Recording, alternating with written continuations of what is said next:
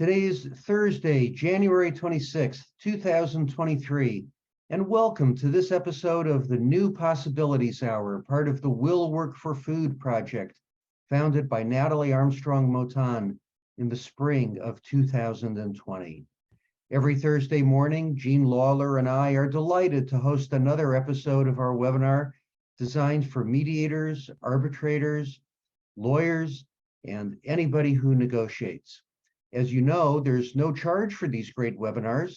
Rather, we ask you to contribute to a food bank, either one designated by our speaker or one of your own choice, if you're in a position to do so.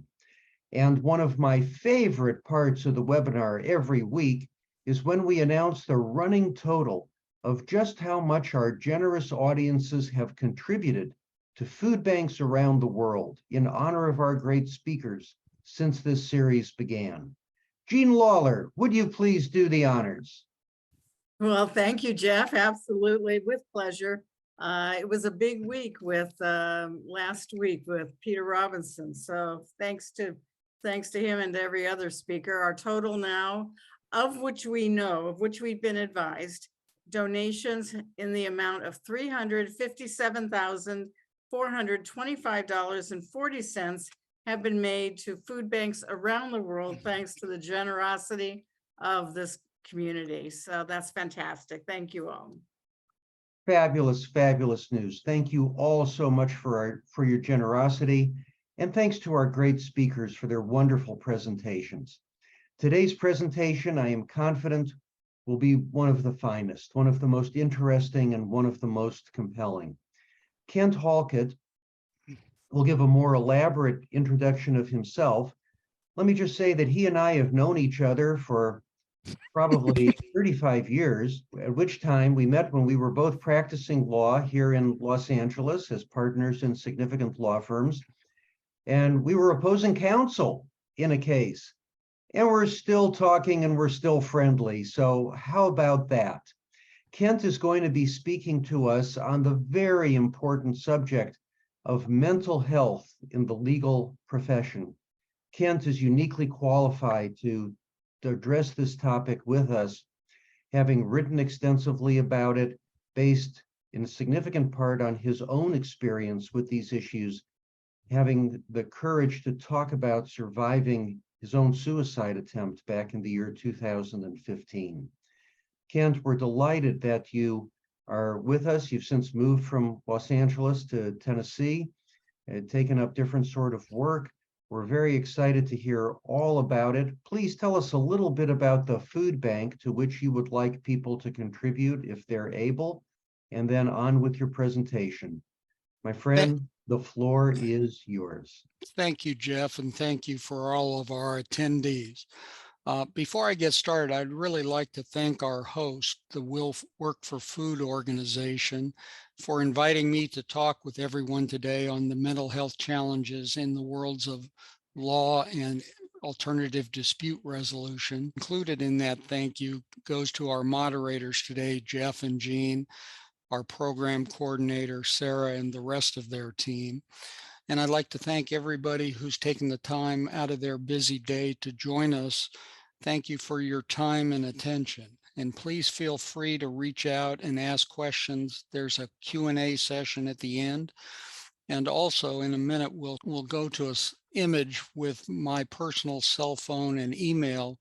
If you'd like more privacy or more time and would like to reach out to me via email or telephone, I'm happy to talk to people. And it's been my experience when I give similar talks, it's never failed that at least one attendee has reached out. I have a designated charity or food organization that I've designated for those of you who are so inclined to make a donation. And my organization is the Second Harvest Food Bank of Middle Tennessee. Briefly, it opened in 1978 as a result of community leaders hoping to find or to provide a central distribution center for individuals, groups, and companies to help provide food for the hungry people in Middle Tennessee. That work has expanded to include working to advance hunger solutions. They can do a better job than I can with their website listing the multitude of good works they do, but a couple of things that I think will catch your attention as it caught mine. 96 cents out of every dollar donated goes directly to the fooding programs that they work with, which for those of you who work with nonprofits and charities, that's a staggering number. Second, they collect close to 400 pounds of food a week that is distributed, and during the course of a year provide over 35 million meals.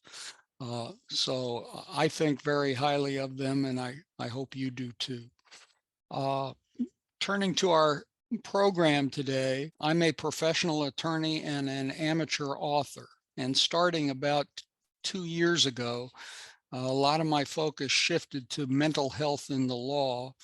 And it kickstarted with the publication that's on your screen now, an article called Mental Health in the Legal Profession, a Crisis, a Case Study, and a Call to Action. It was the cover article in the January-February 2021 issue of the Tennessee Bar Journal. By way of formal experience, I'm not a medical doctor. I'm not traditionally trained expert on alcohol problems or drug and substance abuse problems. And quite frankly, I'm not even formally trained as a mental health or mood disorder professional. But what I am is an old attorney with a mood disorder with a lot of practical experience. I have been, and I am a trial attorney in the United States for over 40 years. I've practiced at the trial and appellate level in state, federal, and bankruptcy courts. I've appeared in countless mediations and arbitrations. And for a brief period, a long time ago, when my hair was dark, I was a court-appointed mediator for the trial court in LA Superior Court in Los Angeles, California. I'm licensed to practice law in California and Tennessee, and I was in big law for over 13 years in the 80s and 90s, including 10 years as a partner in a 1,600-person law firm, which at that time was the 5th largest law firm in the world. I was diagnosed with depression in 1995 and major depression in 2015, and I still have depression. I survived a very serious suicide attempt in July of 2015, followed by 7 weeks in the premier mental health facility in the United States, the Menninger Clinic in Houston, Texas. I take medication daily, and I have a psychiatrist. My goal for today's presentation is, there are several. One is to put a face to my article and to put some meat on the bare bones of that article. Next is to expand the essence of that article and my mental health journey to mediators, arbitrators, and judges, as well as to expand the reach of my mental health journey and message to a more worldwide audience. And from my perspective, mine is a story and a message of hope. And hopefully, with any luck, those of you listening today will share that assessment at the end of my remark. I'd like to start out with making some working assumptions, since we are honored to have a broad range of attendees by way of attorneys, mediators, arbitrators, and judges, and a worldwide representation, but we're limited to an hour. So I apologize at the front end that I'm not going to be able to spend enough time to explore these topics and resources in the depth that they warrant. But hopefully this will give you a head start for those of you who want to learn more about this area. Therefore, as a practical matter, some assumptions I've made, which are hopefully well-founded, is that most, if not all, of the attendees today have had some form of legal training or background. I'm fairly confident for those of you who are attorneys and judges that's true. And I presume, based on my experience, that most mediators and arbitrators have some legal training, if not having been attorneys or judges themselves.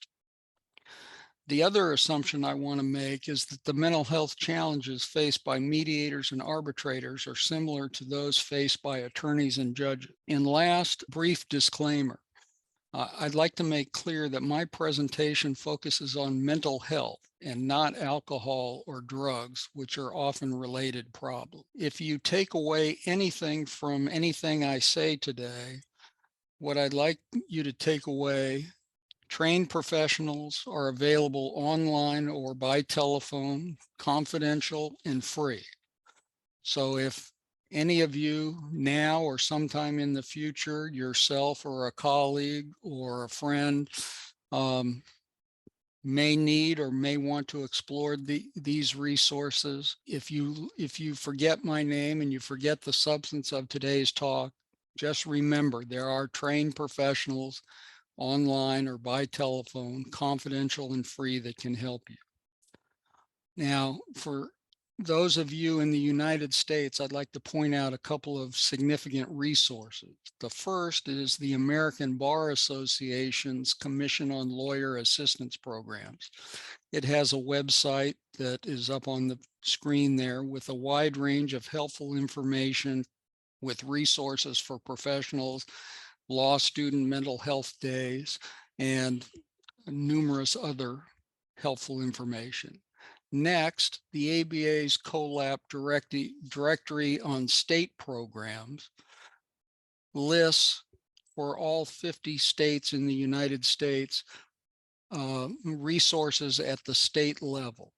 So for example, I'm now in Tennessee, and Tennessee has the Tennessee Lawyer Assistance Program, TLAP, which is on the screen here, which you can see is for judges, attorneys, law students. It's free. You can call, you can email.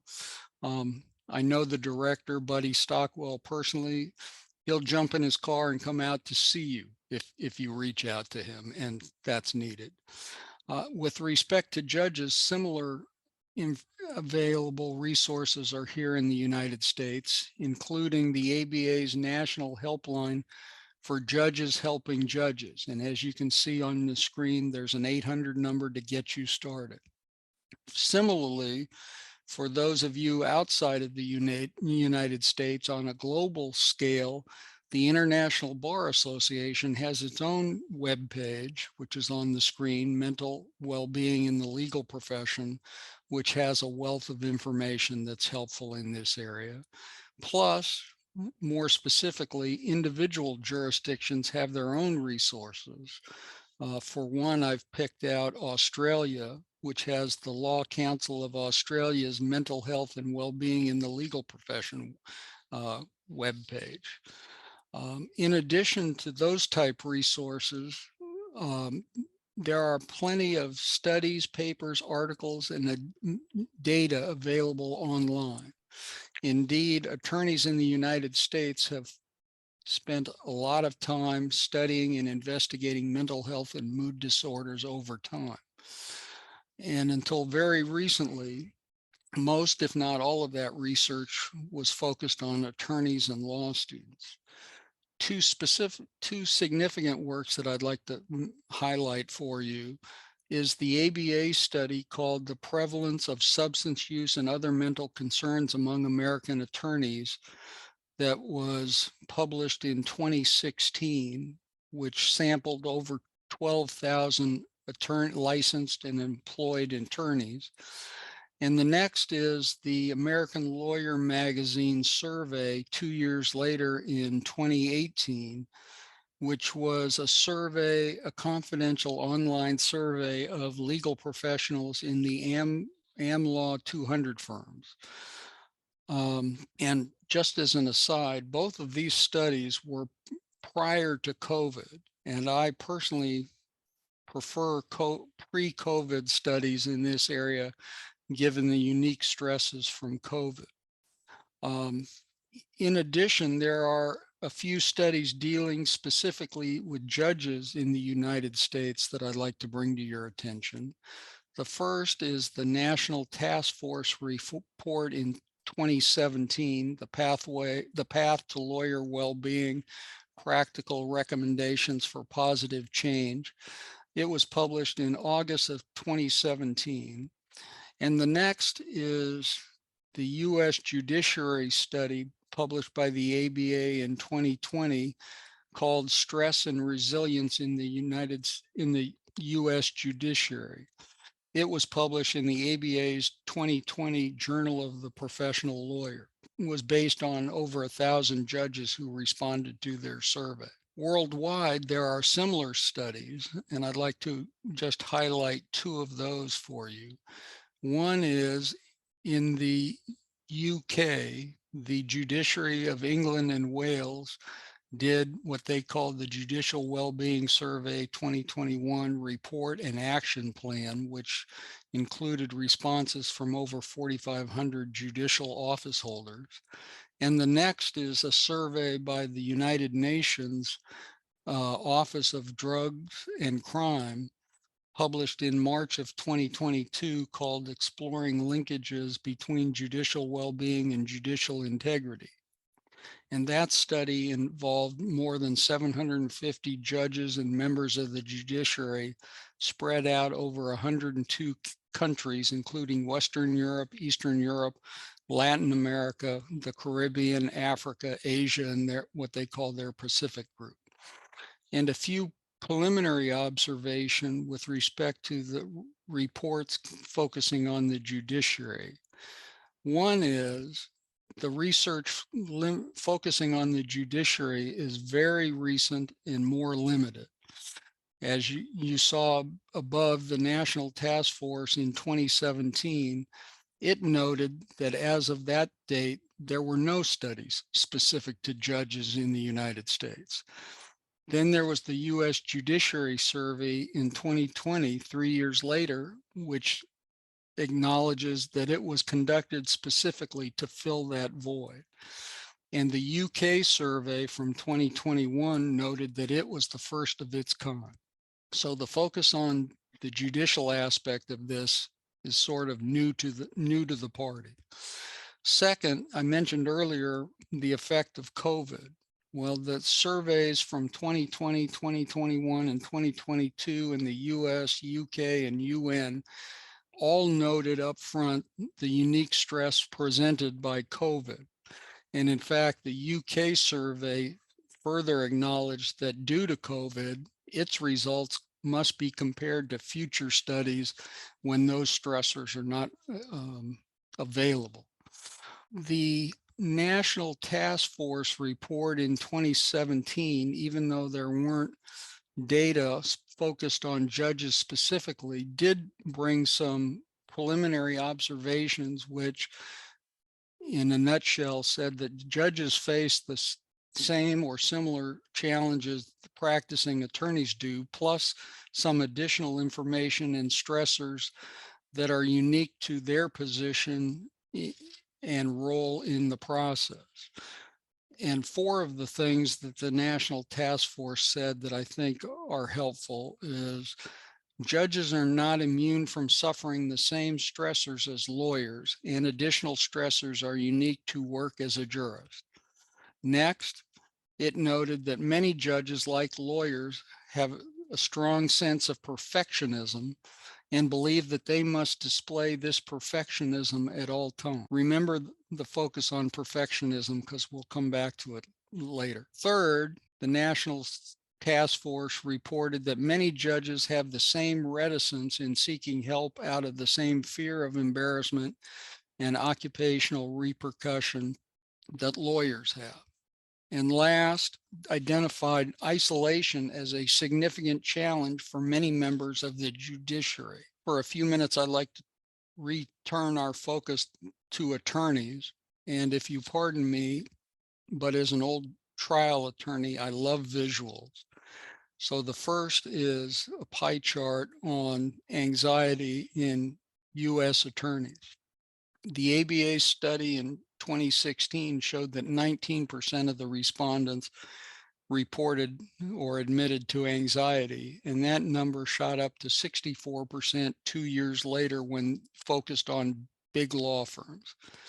Next, when those same two studies looked at depression, the ABA study had 28% of respondents reporting depression and 31% in the ALM survey 2 years later.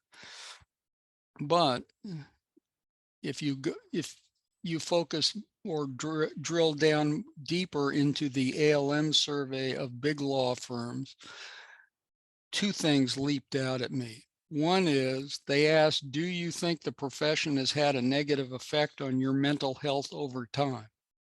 74% of the respondents said yes. Next, it asked, in your professional career, have you ever contemplated suicide?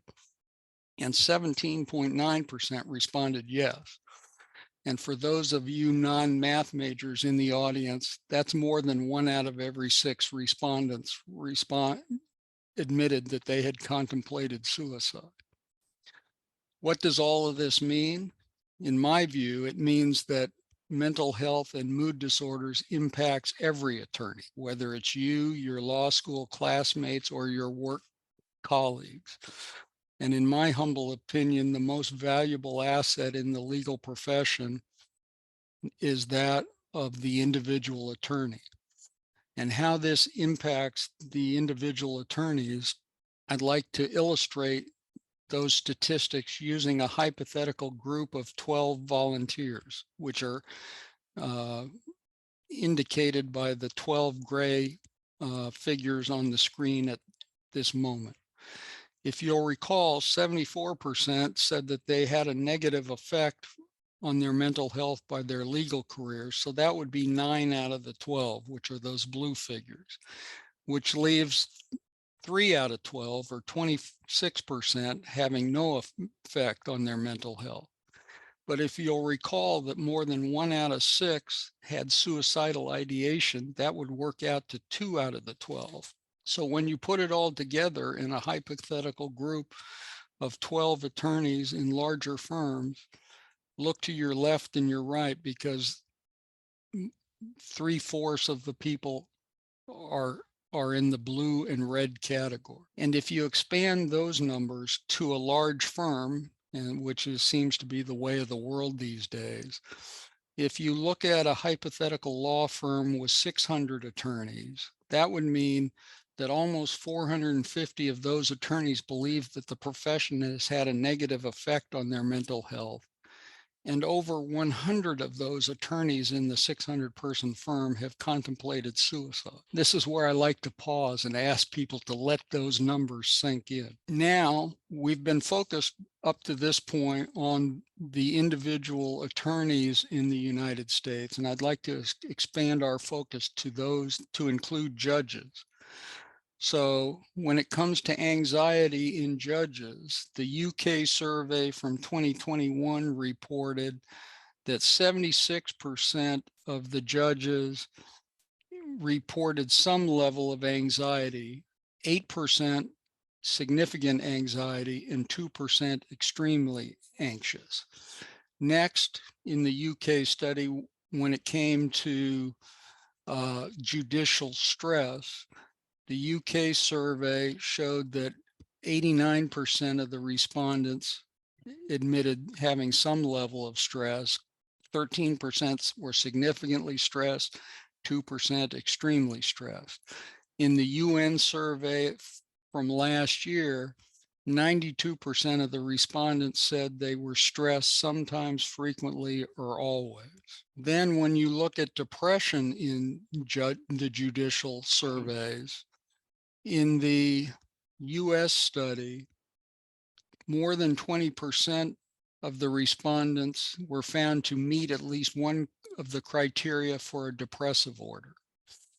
And when it comes to suicide in judges, the same US study from 2020 reported that slightly more than 2% had experienced thoughts of self-injury or suicide.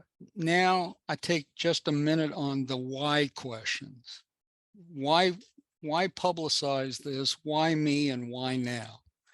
Law students, attorneys, judges, arbitrators, mediators all know that the legal profession and business is inherently stressful. But I think most, if not all of you, are probably stunned by the numbers that we've just gone over. And in my opinion, by any definition, the numbers we've seen indicate that there's a crisis. Next, Why me? A few years back, I read an article in the American Lawyer called "Big Law Killed My Husband," an open letter from a Sidley partner's widow. And it was written by Gabe McConnell's wife or widow, Joanne Litt, and published less than a month after his suicide in November of 2018. That article hit me like a brick between the eyes, and you'll know why in a minute. There are eerie parallels in my story and Gabe's story. But thankfully, I survived my suicide attempt. And why me? Why me in this presentation? It's because I'm still here and I'm willing to share my mental health journey since I've been very stable for a number of years now. And in fact, for any of you movie buffs who remember the Academy Award winning movie Dances with Wolves that won the Best Picture in 1990, the opening scene with Kevin Costner is called the suicide scene, where he rides back and forth in front of a phalanx of soldiers shooting at him, fully anticipating being killed. But much to his surprise, he gets to the end of the line and back with his arms outstretched, and all the bullets missed him, and he goes on to have a very successful life. That's how I feel in a nutshell. Why now? Is there ever a good time to talk about a difficult topic? Well, in my view, as the stress levels have increased dramatically in the legal profession, particularly as it has mutated into a business, and it's what I call the bottom line pressure or stresses of the profession. And when my first article in this area first came out, we were in the middle of COVID, which ramped up the level of stress. So that's the answer, why now? There is a lot of information in this area available online. Certainly, almost everything is online these days. I urge you to take a look at that material at your convenience if you are interested. I'm not going to bombard you with it during this presentation, but rather I'd like to share my personal mental health journey as a way of making it real and putting it into context. Another disclaimer, please bear with me for a few minutes because my presentation is not meant to linger on me or my legal career or my diagnosis. It's also not intended to be an indictment of big law or any firm or any individual, but instead, perhaps, something in my story will touch you the way Gabe's story touched me. Plus, my story is a first-person account that you will not get from most studies, papers, or data.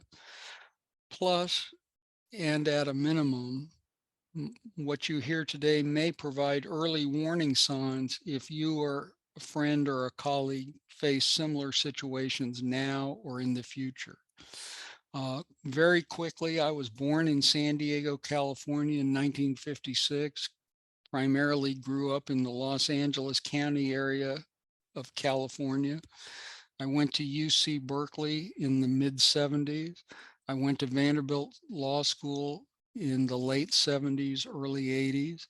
I practiced as a trial lawyer and civil litigator in Los Angeles for a handful of firms, most notably Sidley and Austin from 1987 through 2000, and Music Peeler and Garrett from 2004 to 2014. I worked on a number of high-profile cases, which I won't bore you with, but as one of my friends calls it, said, Kent, you ran with the big dog. And during that same time period, I published numerous articles in legal periodicals, including the ABA Journal, the Vanderbilt Lawyer, California Lawyer, the Association of Business Trial Lawyers. And for a very brief moment, maybe my 15 minutes of fame, but more likely my 5 minutes of fame. People in the LA community, including Jeff, may remember that I was on the cover of the LA Lawyer magazine 10 years ago. Now, getting back to the presentation, Gabe and my stories are very similar, but with very different outcomes. And if you'll indulge me, I'd like to review our situations in reverse chronological order, starting with Gabe's story. In 2018, a little over 4 years ago, Gabe was a 42-year-old attorney, a partner at Sidley and Austin's LA downtown office. He was in charge of a massive bankruptcy filing and under extreme pressure and stress. He succeeded and successfully completed the project by filing the bankruptcy and putting that project behind him. But his personal life behind the scenes, he had graduated third in his law class. He excelled as a chair of Sidley and Austin's student lawyer summer clerk program, but he occasionally struggled with binge drinking and crossed the line, but he sought out and got professional help. And as an aside, even though Gabe and I did not cross paths personally, we have many colleagues in common, and I had breakfast with an old friend of mine a few years back who told me what a great guy Gabe was and a terrific attorney, and that his suicide came without warning and was a horrible shock to all of his professional colleagues. I'm also told that long quotes in PowerPoint presentations are a huge no-no, but I'm going to do so anyway to tell Gabe's story from his widow Joanna's own words. First, when it comes to his family life, she said, "I have never seen him so stressed out and anxious. He was trying not to burden me with what was going on, but he wasn't sleeping. I hadn't seen him smile in weeks, and most everything he said was negative. He told me he had experienced stress during cases before, but it had never been this bad. I didn't know what to do. I tried to be positive and encouraging and just make our home as pleasant a place to come home to as possible." When it came to his colleagues at Sidley and Austin, they told her that Gabe was working more with his door closed and his sense of humor had been gone for a while. Then when it talked about fear concerning his career, on one occasion, Joanna had to take Gabe to the emergency room for dehydration because his body was failing him. And on the way to the emergency room, Gabe told his wife, if we go, this is the end of my career. And in response, Joanna told him to quit, but he felt that he couldn't quit in the middle of a case. After his massive bankruptcy filing, Joanna had hoped that they would find a path back to being happy. But instead, Gabe went into the office the Sunday morning following the bankruptcy filing, and he never came home. Instead, he shot himself in the firm's parking lot underneath the building. Joanna's commentary is particularly apropos. In the wake of his sudden passing, she was left adrift. As she characterized it, "Suicide has now become my new world, and I am desperately searching for answers, because to those who knew him best, his family, friends, colleagues, this came without warning. Though it's only the beginning stages of trying to figure out why this happened, I came across a concept, maladaptive perfectionism, that combines unrealistic standards of achievement with hypercriticism of failing to meet them. Gabe displayed most, if not all, of the characteristics. Simply put, he would rather die than live with the consequences of people thinking he was a failure." We spoke a handful of times about how he should try to care less about work, but knowing the kind of person my husband was, that was never going to happen. Next, she went on to explain, The constant striving to be perfect at work, to be the perfect husband, son, uncle, brother, and friend, and then living with this deep, unbearable shame that he wasn't performing to the impossibly high standards he set for himself. He said a few times he couldn't turn off his head, but again, I didn't understand the severity of that statement. Maladaptive perfectionists lack self-compassion. And finally, but most sadly, Joanna shared, Gabe lived his life with integrity and treated those around him with sincerity, kindness, and a genuine sense of presence. Unfortunately, I know my husband died not knowing the impact he had on so many people. I believe he died feeling overworked, inferior, undervalued, and I know he died with a lot of shame. Joanna's open letter, which was published in the American Lawyer on November 18th, 2018, is very powerful, and I strongly encourage everyone to read it in its entirety. One caveat, I've spoken to medical professionals who tell me that maladaptive perfectionism is not a recognized medical diagnosis. Nonetheless, during my 4 decades in the law, I personally relate very deeply with the characteristics Joanna described, and I've observed them in many of my colleagues.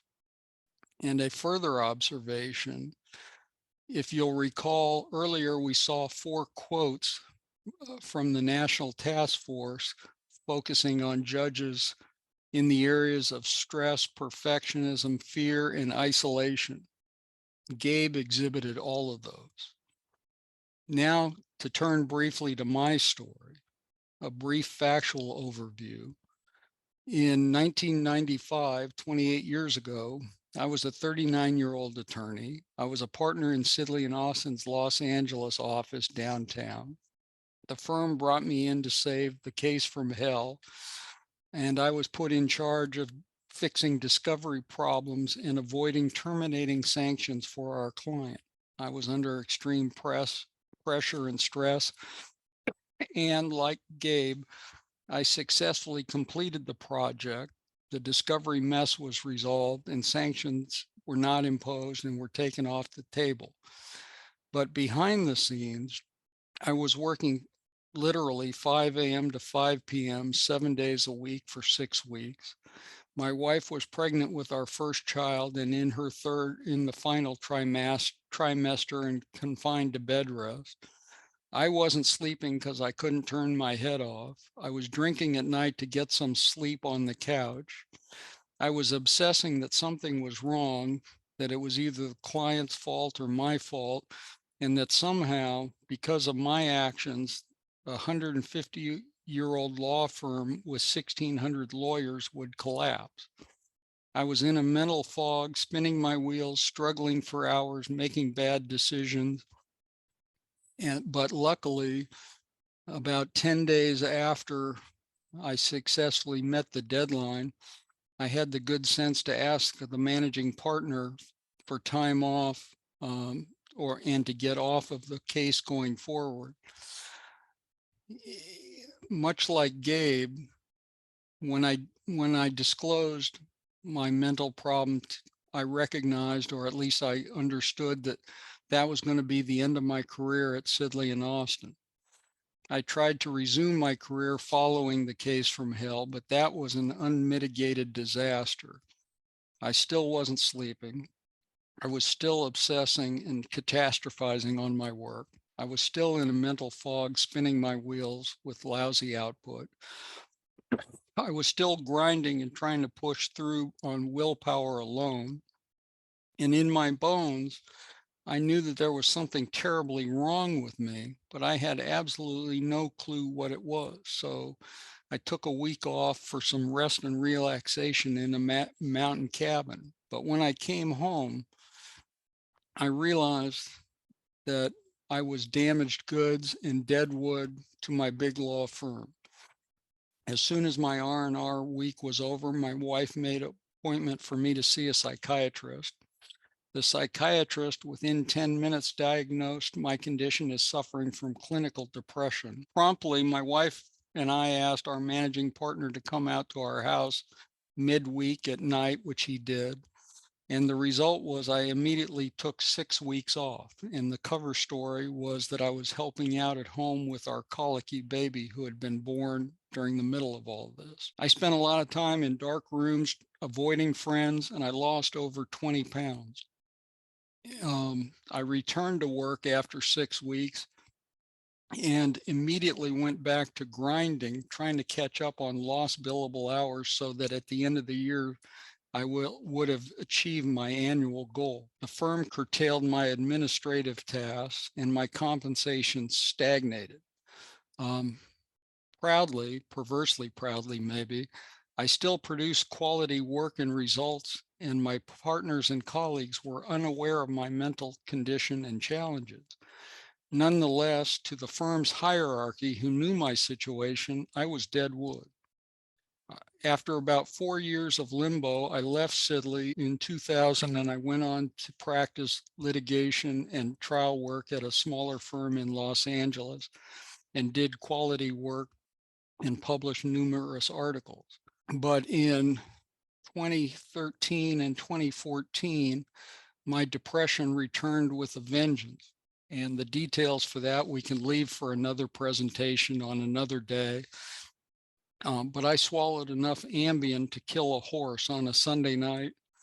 I woke up the next morning and had a minor car accident and ended up in the ER, and then spent 7 weeks in the Menninger Clinic in the Professionals in Crisis program, filled with attorneys, ER doctors, very high professional. One thing you learn if you have a mood disorder is that people who suffer from it experience it in their own individual ways. And so all I can talk about is my own experience and how I experienced mood and depression.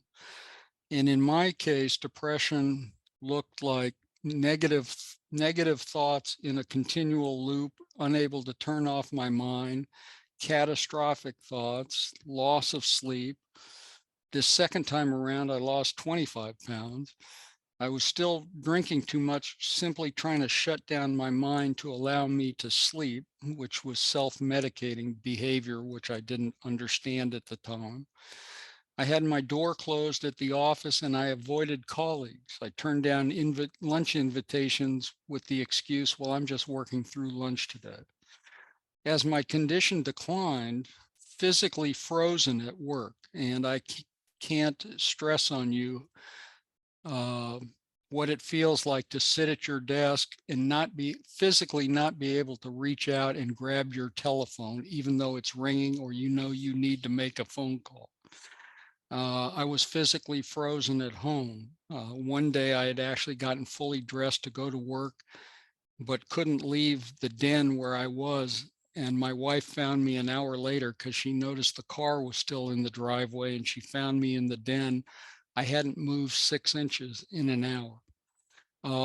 When it got really bad, I had suicidal ideation, thinking that it was a good idea and plotting ways to kill myself. And ultimately comes the blackness of total despair, where you are devoid of any hope. And even though I make my living for the last 40 something years, hopefully talking and being persuasive, there's no way that I can bring words to describe what that blackness feels like. But I have found something for people fortunate enough not to go through that. William Styron, the author of multiple books, including Sophie's Choice, who also suffered from depression, wrote an article called Darkness Visible, a memoir of madness, that was originally published in the Vanity Fair magazine in December of '89, which he then turned into a small book of only 84 pages the following year. But the basic theme he brings, which when I read his material, I thought that he was telling my story. The pain of severe depression is quite unimaginable to those who have not suffered it, and it kills in many instances because its anguish can no longer be borne. In my experience, there are 4 pillars and cornerstones to mental health problems in the law, and those are shame, stress, status, and stigma. Shame is the most powerful and destructive emotion for those who have a mood disorder. You're acutely ashamed that you're not, quote unquote, normal.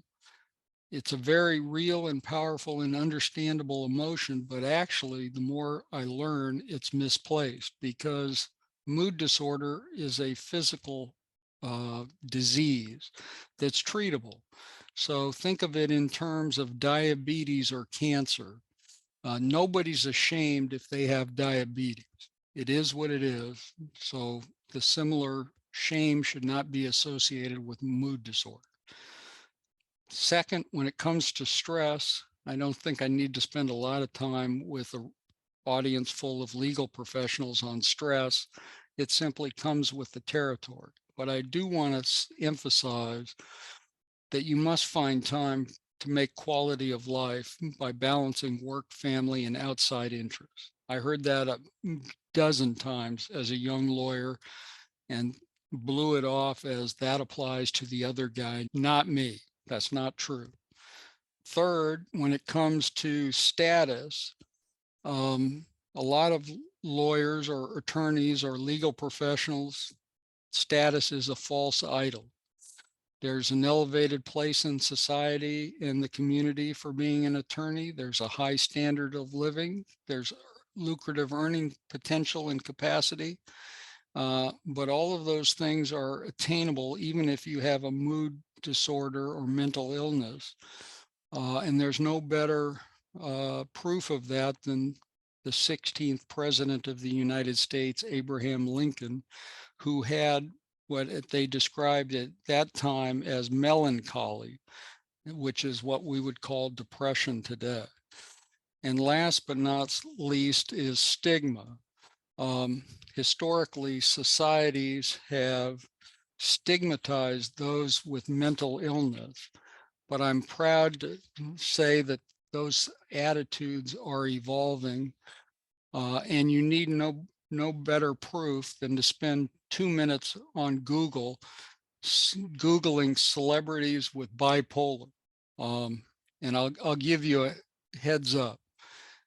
For music fans, Jimi Hendrix, Frank Sinatra, Adele, Selena Gomez, Lady Gaga, Lizzo.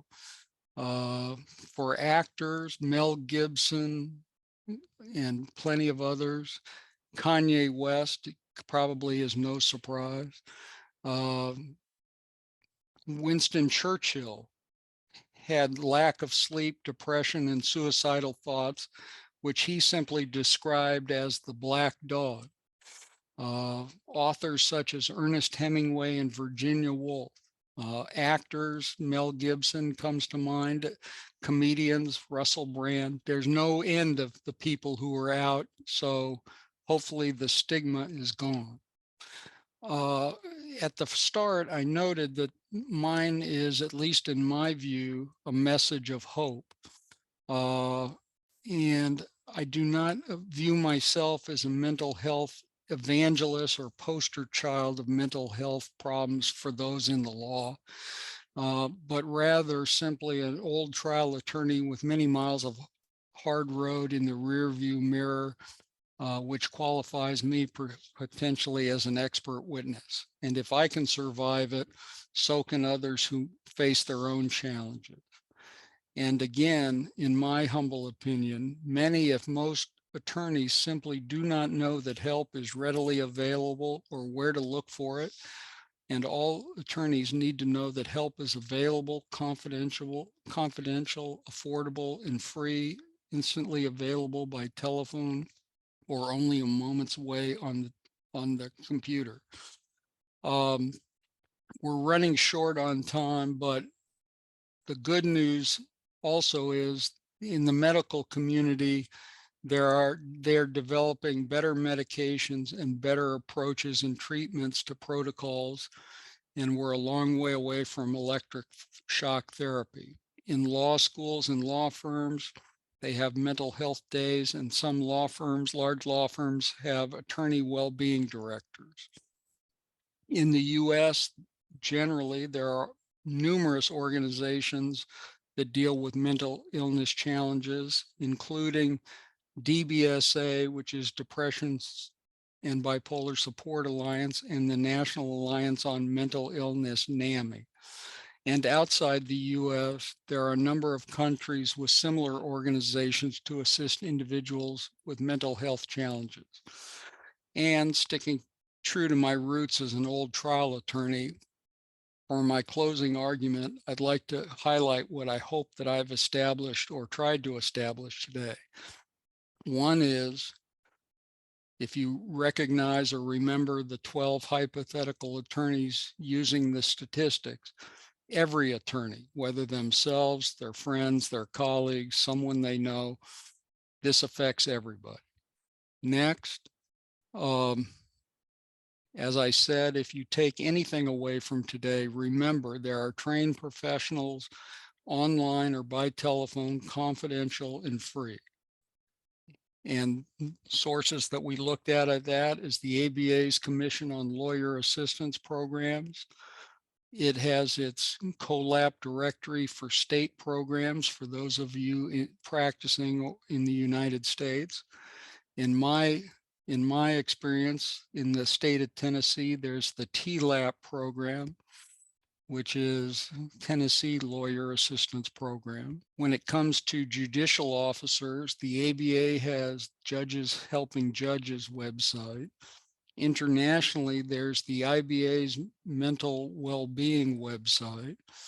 And on a more specialized or localized area, we looked at the Law Council of Australia's Mental Health and Well-Being website.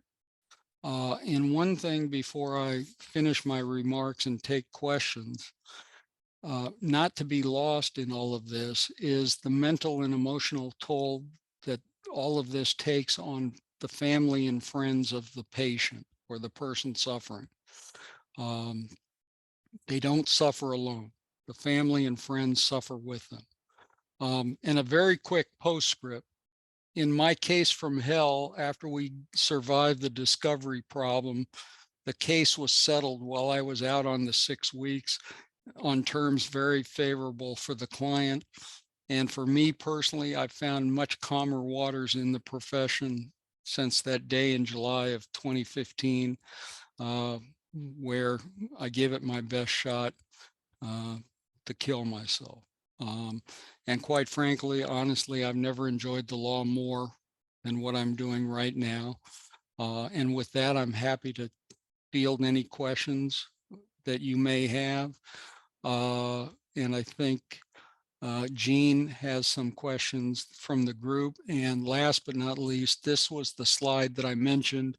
If we run out of time, or if you have a more detailed question, or you want more privacy, that's my personal email and my personal cell phone. I welcome and would be happy to talk to anybody at any time. And if I can help, I'd be happy to do so. Wow, thank you so much, Kent. That's just gives me goosebumps.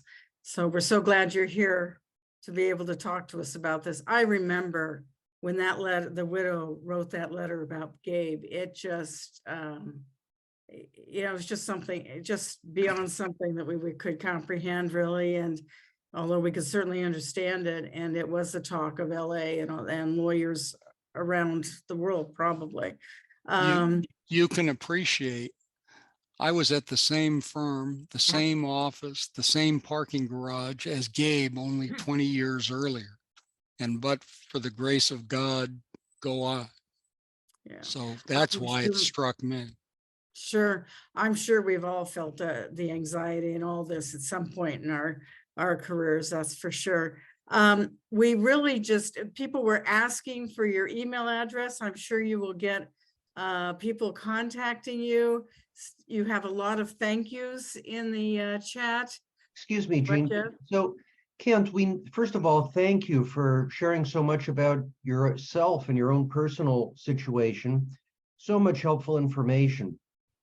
Since we know that the practice of law and making a living in general is a stressful thing, how do you distinguish, or how can one distinguish the normal stresses, client demands, financial pressures that are inherent in law practice or adult life, as contrasted to that point where it gets to the line where you really ought to seek some professional help? How do you know you're crossing that line?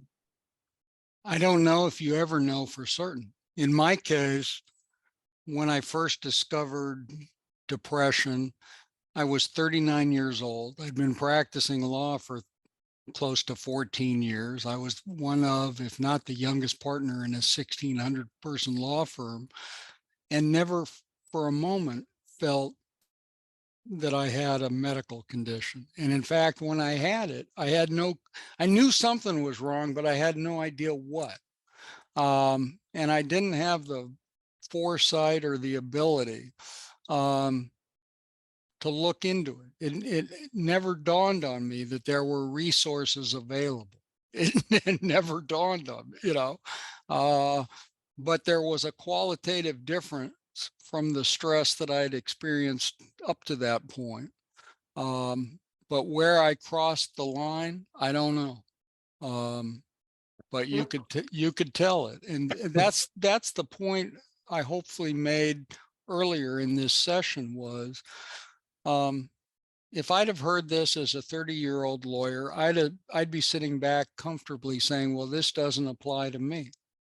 And it probably doesn't for most people in the audience.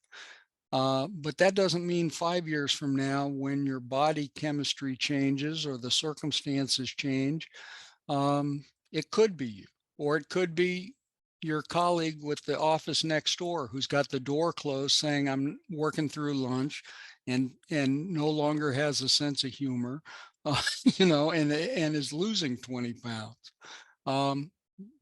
You may want to take it upon yourself to knock on their door and just not be not be obtrusive, but just say, look, if there's anything I can do, or if you think I can be of help, I'm here, period. Ken, thank you. There's so much more we could discuss. Our time regrettably is up. Perhaps we saved a life today, and that's a blessing, and we thank you for that. I'm confident that many people will be moved to support the Second Harvest Food Bank of Middle Tennessee. We've posted the link to that worthwhile organization in the chat. Other people may prefer to contribute to a food bank in their own area, or another food bank that is otherwise important to them. If we've moved people to contribute to food banks, if you, Kent, have moved people to contribute to food banks in honor of this presentation, and I know you have, that's a blessing as well. A wonderful presentation, Kent. Thank you again so much. And with that, we are complete.